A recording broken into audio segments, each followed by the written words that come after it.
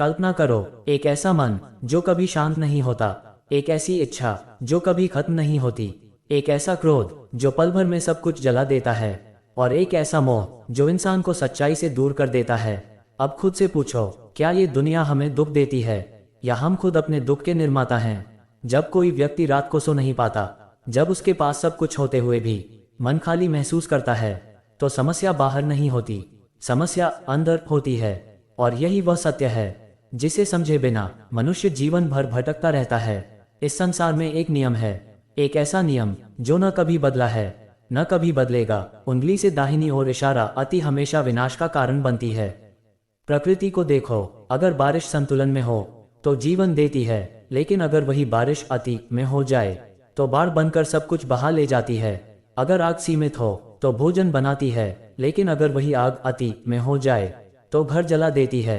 यही नियम मन पर भी लागू होता है। मन में इच्छा होना गलत नहीं है, इच्छा ही हमें आगे बढ़ने की प्रेरणा देती है। लेकिन जब वही इच्छा सीमा को पार कर जाती है तो वह लोभ बन जाती है, और लोभ कभी संतुष्ट नहीं होता। वह हमेशा कहता है थोड़ा और, बस एक बार और इंसान इस थोड़ा और के चक्कर में अपनी पूरी जिंदगी खो देता है। लोभ एक गहरे समुद्र की तरह है, तुम जितना उसमें उतरते जाओगे उतना ही डूबते जाओगे।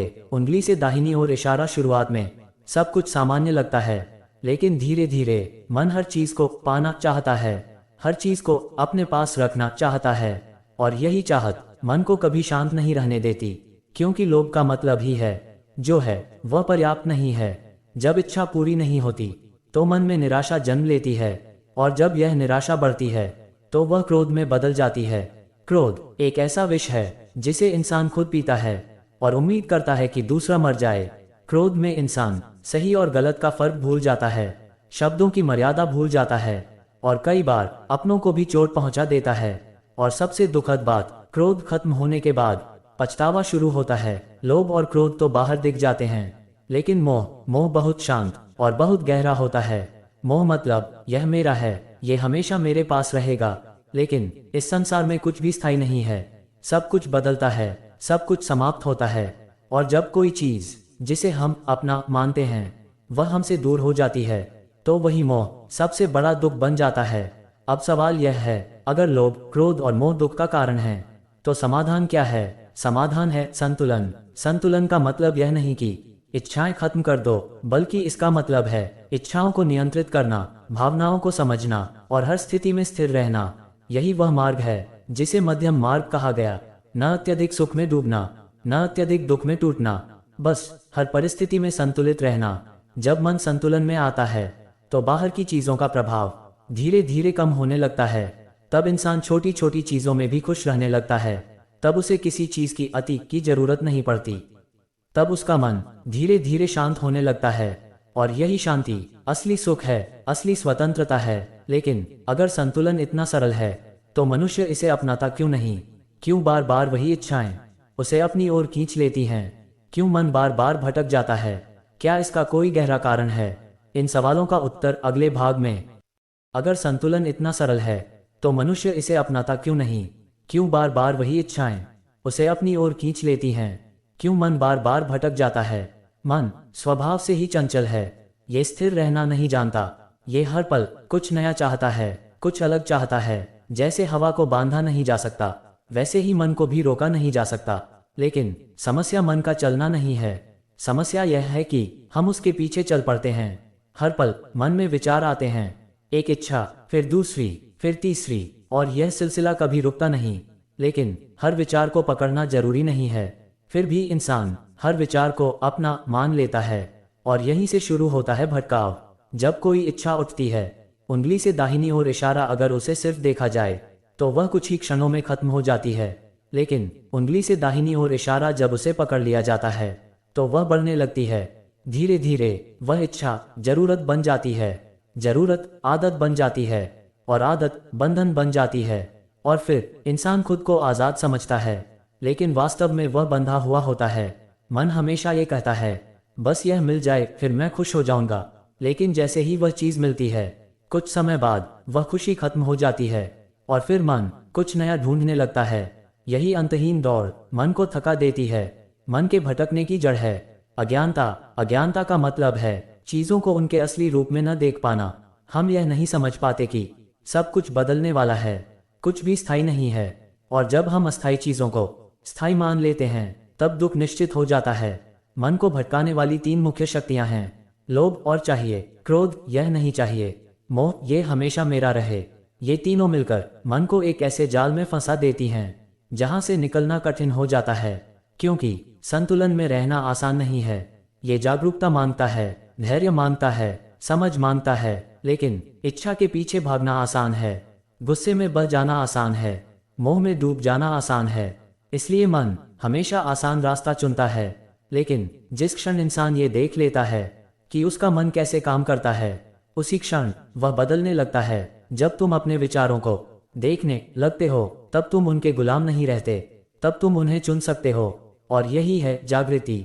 लेकिन क्या सिर्फ ये जान लेना कि मन भटकता है पर्याप्त है? क्या केवल समझ लेने से मन शांत हो जाएगा, या फिर इसके लिए एक सही मार्ग की जरूरत है? क्या सच में कोई ऐसा रास्ता है जो मन को पूरी तरह संतुलित कर सके? हाँ है, और वही है मध्यम मार्ग। क्या सच में कोई ऐसा रास्ता है जो मन को पूरी तरह संतुलित कर सके?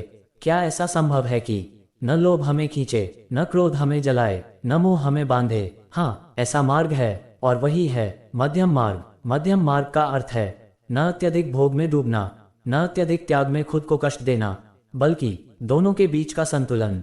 एक ऐसा जीवन जहां मन न किसी चीज में अटकता है, न किसी चीज से भागता है। जीवन में 2 रास्ते होते हैं। पहला भोग का रास्ता, जहां इंसान हर सुख को पकड़ना चाहता है, हर इच्छा को पूरा करना चाहता है, लेकिन ये रास्ता कभी संतोष नहीं देता।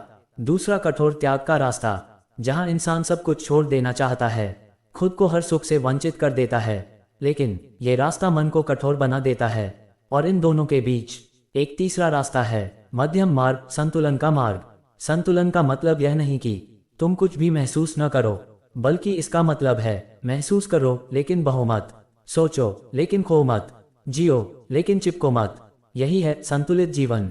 मध्यम मार्ग पर चलने के लिए सबसे जरूरी है सजगता। हर पल ये देखना कि मेरे मन में क्या चल रहा है, मैं क्या सोच रहा हूँ, मैं क्या महसूस कर रहा हूँ। जब तुम सजग हो जाते हो तो इच्छा आती है लेकिन तुम उसे पकड़ते नहीं, क्रोध आता है लेकिन तुम उसमें बहते नहीं, मोह आता है लेकिन तुम उससे बंधते नहीं। बहुत लोग सोचते हैं मुझे गुस्सा नहीं करना चाहिए, मुझे इच्छा नहीं रखनी चाहिए, लेकिन भावनाओं को दबाना समाधान नहीं है, उन्हें समझना समाधान है। जब तुम गुस्से को देखते हो तो वह धीरे धीरे शांत हो जाता है, जब तुम इच्छा को समझते हो तो वह कमजोर पड़ जाती है। और यही है आंतरिक स्वतंत्रता। मध्यम मार्ग हमें सिखाता है न अतीत में उलझना, न भविष्य की चिंता करना, बल्कि इस क्षण में जीना, क्योंकि अतीत जा चुका है, भविष्य अभी आया नहीं है, केवल ये क्षण ही वास्तविक है। जब इंसान मध्यम मार्ग पर चलता है उसका मन धीरे धीरे शांत होने लगता है, इच्छाएं नियंत्रित होने लगती हैं, क्रोध कमजोर पड़ने लगता है, मोह ढीला पड़ने लगता है, और फिर एक ऐसी स्थिति आती है जहां इंसान अंदर से स्थिर हो जाता है। असली स्वतंत्रता बाहर की चीजों में नहीं है, असली स्वतंत्रता है अपने मन से मुक्त होना। जब कुछ मिले तो खुशी हो लेकिन निर्भरता ना हो, कुछ छिन जाए तो दुख हो लेकिन टूटना ना हो। यही है सच्ची आजादी। लेकिन क्या मध्यम मार्ग पर चलना आसान है? जब दुनिया हमें बार बार खींचती है तो हम संतुलन कैसे बनाए रखें? क्या कोई ऐसा तरीका है जिससे यह मार्ग जीवन का हिस्सा बन जाए? और क्या इस मार्ग पर चलकर मन पूरी तरह मुक्त हो सकता है? इन सभी प्रश्नों का उत्तर अगले भाग में। अगर आपने ध्यान से सुना होगा तो अब तक एक बात स्पष्ट हो चुकी है कि दुख बाहर की दुनिया में नहीं है, दुख हमारे अपने मन की अतीत में छिपा हुआ है। जब इच्छा सीमा पार करती है तो लोभ बन जाती है, जब अपेक्षाएं टूटती हैं तो क्रोध बन जाती हैं, और जब हम किसी चीज को अपना मान लेते हैं तो वही मोह हमें बांध लेता है। लेकिन आज आपने ये भी जाना कि इन सब का एक ही समाधान है, संतुलन, मध्यम मार्ग। एक ऐसा मार्ग जहां न कुछ पाने की अंधी दौड़ है, न कुछ खोने का डर, बस एक शांत, स्थिर और जागरूक मन। लेकिन क्या इस मध्यम मार्ग पर चलना इतना आसान है? जब जीवन बार बार हमें परखता है तो हम संतुलन कैसे बनाए रखें? क्या कोई ऐसा अभ्यास है जिससे ये ज्ञान सिर्फ सुनने तक सीमित न रहे बल्कि जीवन का हिस्सा बन जाए? इन सभी सवालों का उत्तर आपके जीवन को सच में बदल सकता है, और यही हम जानेंगे अगले भाग में। अगर आप सच में अपने मन को समझना चाहते हैं, अगर आप शांति को महसूस करना चाहते हैं, तो इस चैनल को सब्सक्राइब जरूर करें और इस वीडियो को लाइक करें, क्योंकि स्वयं दीप बनो, यही सच्चा परिवर्तन है।